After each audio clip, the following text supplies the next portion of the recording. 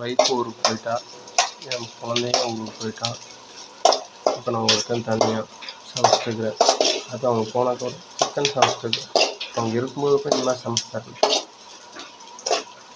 ஊருக்கு போனாக்க நான் சமைச்சேன். அது என்ன மாதிரி வரப்போகுதுன்னு தெரியல. அதான் தெரியுது என் பொண்டாட்டோட அருமை, எவ்வளோ கஷ்டப்பட்டு சமைப்பான்.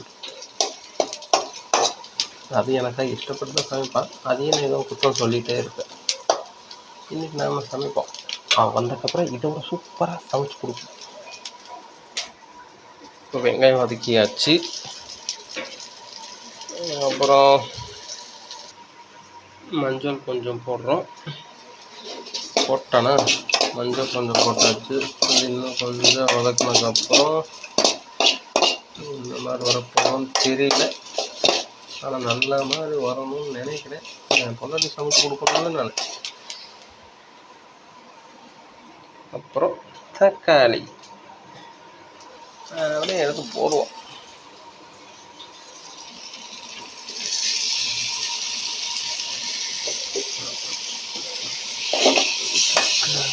சமைச்சு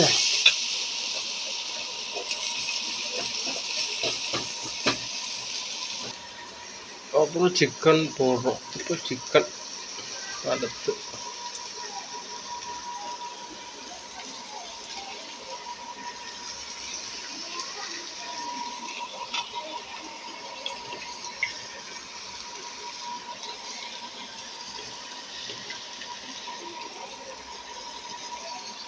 சிக்கன் போட்டதுக்கப்புறம் ஒரு கிளறி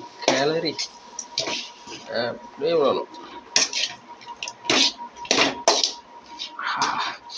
வெங்காய ஸ்மெல்லு, இஞ்சி பூண்டு ஸ்மெல்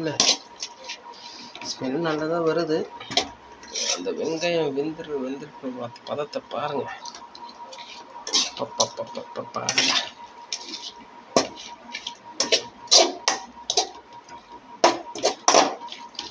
அருமையாக சமைச்சிட்டு இருக்கிறோம். அது எப்படி வரப்போகுதுன்னு தெரியல.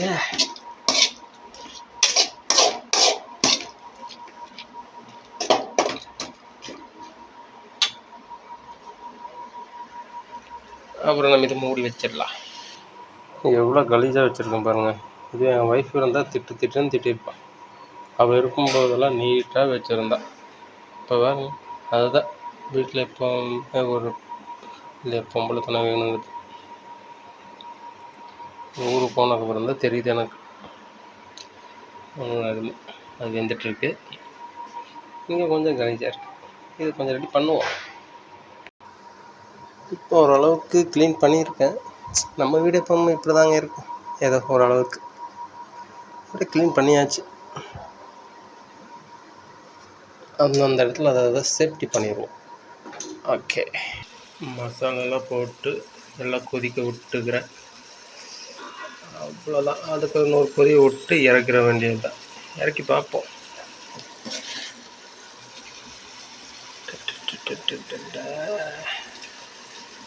ரெடி. அவ்வளோதான், கேஸ் ஆஃப் பண்ணியாச்சு. இன்னும் பார்ப்போம்.